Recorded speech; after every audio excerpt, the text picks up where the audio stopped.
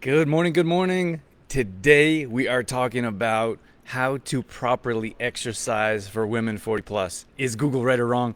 If you're not sure who I am, my name is Drew Tadia, founder and CEO of True Form Life. For the past 20 years, we've been helping women 40 plus increase energy, burn body fat, and balance hormones. So if that's you, you're in the right place. Today we have another episode of Is Google right or wrong? Busting myths.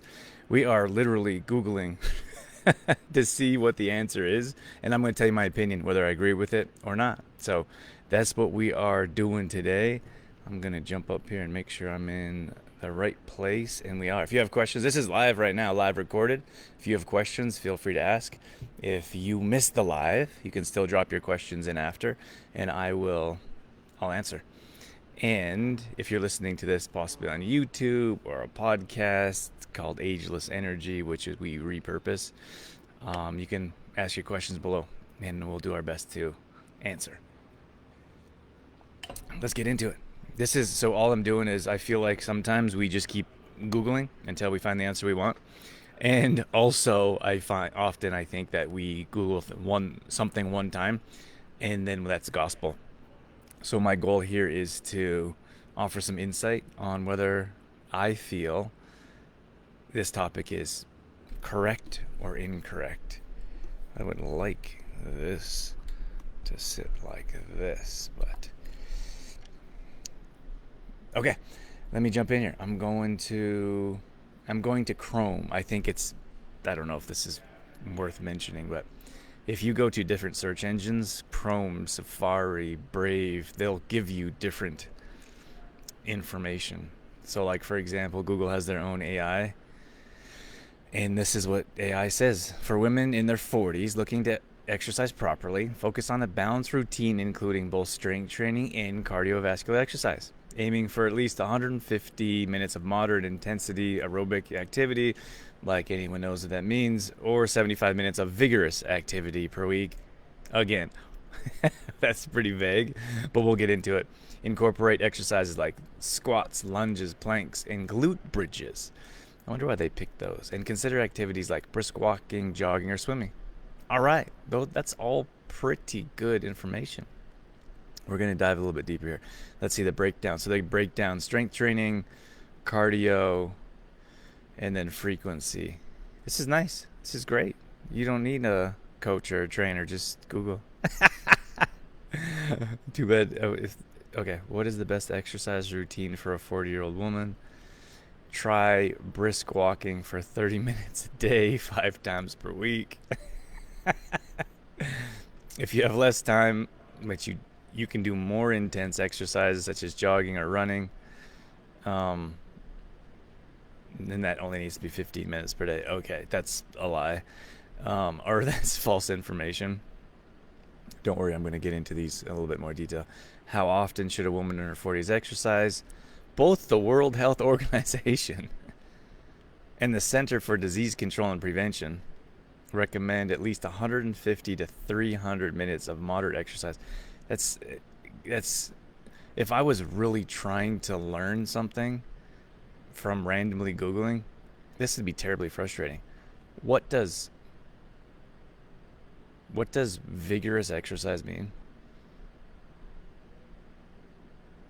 And what does moderate exercise mean? Like, it's very unclear. And then 150 to 300 minutes. Okay. So that works out to be 30 minutes a day, 5 to 7 days a week. Okay. There's a lot to that I agree with and disagree with. Can I reshape my body at 40? No matter what age, you can improve your fitness. Is it too late to get in better shape? Age drives me crazy how people consider age. Like, they're talking about 40-year-olds being old or being too old to see results. Oh my gosh. Can I get toned? Can a 40-year-old woman get toned? Of course they can. An aging body can be toned for sure, but an aging muscular body will look different than a younger muscular body. That's super helpful, isn't it?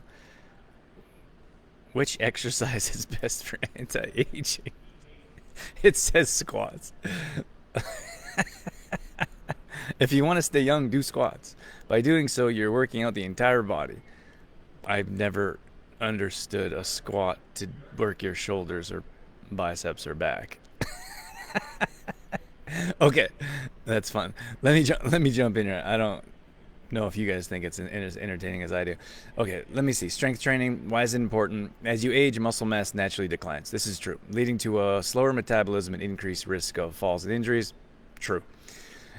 Strength training helps combat the decline and improves overall strength and stability. Yeah, 100%. So it is mind-boggling to me how many people consider themselves healthy at an older age and don't exercise.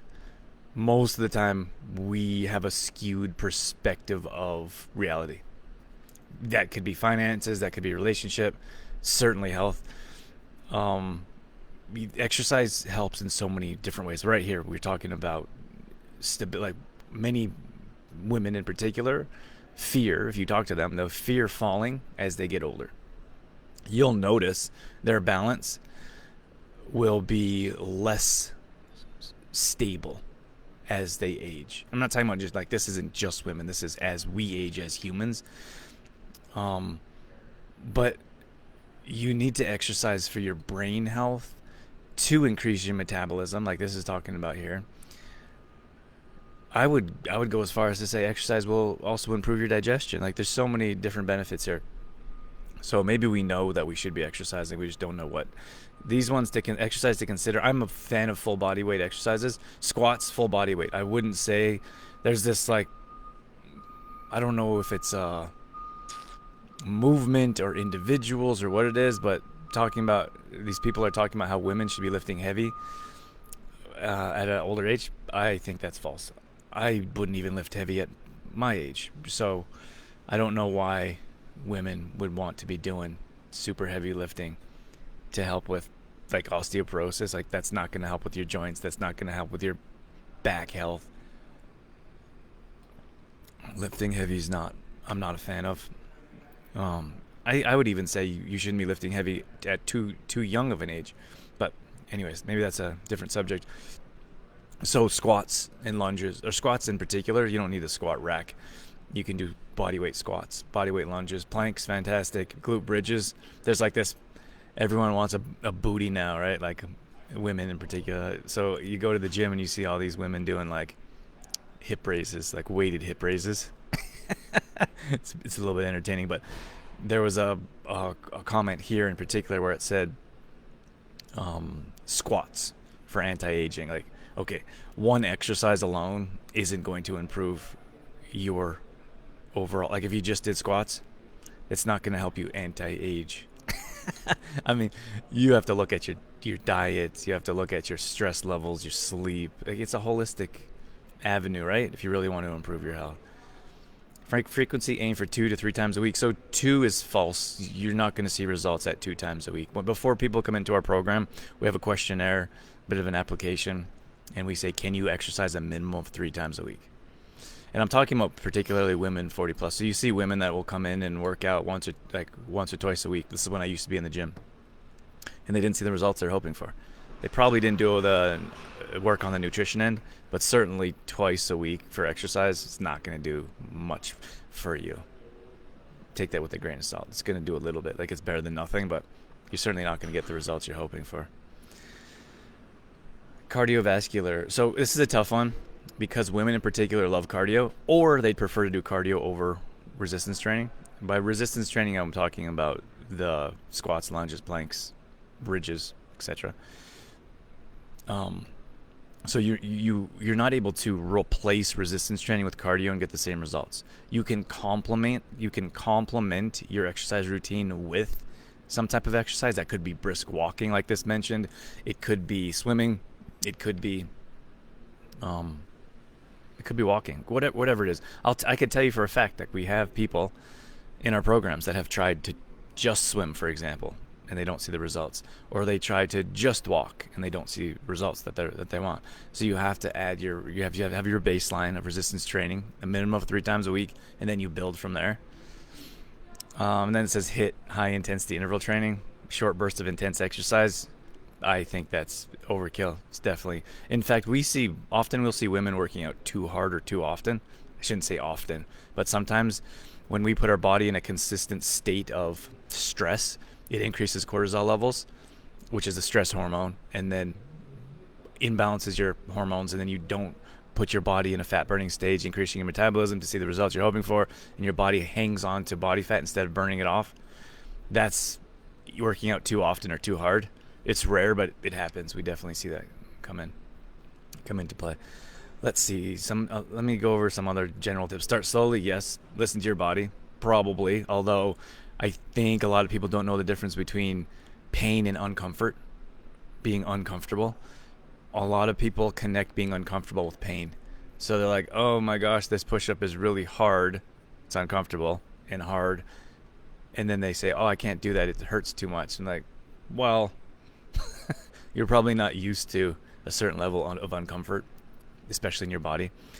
Uncomfortability, because you just haven't learned that skill, or you haven't learned that emotion of being uncomfortable to stretch your comfort zone to see results, which is a problem. Like, it's a problem because it's not identified. You don't identify it as a problem. You don't realize, like, it's easy. You have lower back pain. I have lower back pain. I mean, I don't. I'm saying if you have lower back pain, for example, you can easily diagnose that yourself. It's pretty simple to be like, oh my gosh, my back hurts. It's much harder to say there's a difference, to try to teach someone there's a difference between a pain levels, like acute pain that makes things worse, or you're just uncomfortable. And if you're just uncomfortable, that's life. You got to push through if you want to see results. This one here is best exercise routine for a 40-year-old woman. And then they have a lady that looks like she's probably 80. Like, it drives me crazy how we treat 40-year-olds or 50-year-olds like they're 100. Like, you can do so many things at an older age. And I don't even know if I'd consider 40 an older age. Maybe a 17-year-old would consider that. But you're hardly middle-aged. And people are like so out of shape, and they just then they say, oh well, age caught up to me. And I'm like, what are you talking about? You're not 92. Okay. So this one says try brisk walking for 30 minutes 5 days a week. That's nonsense. Like, it's great for like get some fresh air, get some vitamin D. You're not gonna burn body fat. You're probably not gonna lose, unless you're 400 pounds. You're not gonna lose a bunch of weight by just walking. I'm telling you from experience. Like, we have ladies that come into our program like, I walk all the time, and I'm like, okay, how's that going for you? So we got to change nutrition. That's one thing. And then of course we have to put them on a proper exercise routine, and then they see results. Like, oh, then they say, oh, I didn't realize walking wasn't enough. And I'm like, well, you were doing it and weren't getting any results, so what did you think was going on there? That's probably enough.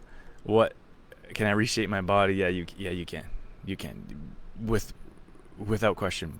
But you need proper nutrition. Like, usually women in this age group have low protein and high carbs. That your macros need to be balanced. And the problem is that, again, it's a problem awareness. You don't know your macros need to be balanced, and you don't know how to balance them.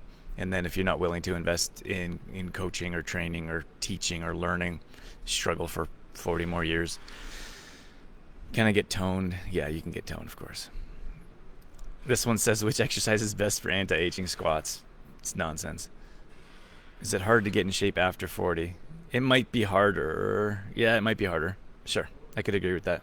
Getting fit after 40 is still possible. Yeah, 100% it's possible. You know what's interesting to me? I see like guys now that are like probably between 50 and 60, and they're like shredded.